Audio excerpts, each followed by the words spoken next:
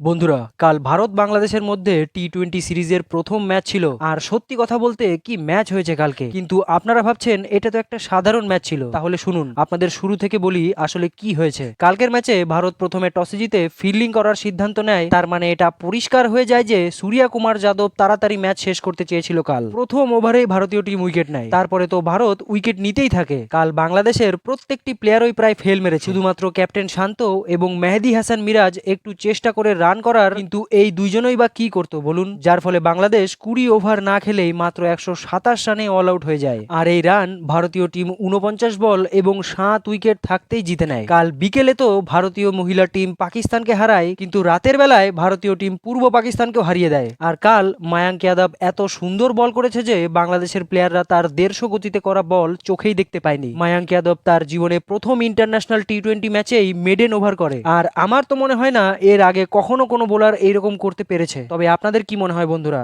নিচে কমেন্ট করে অবশ্যই জানাবেন।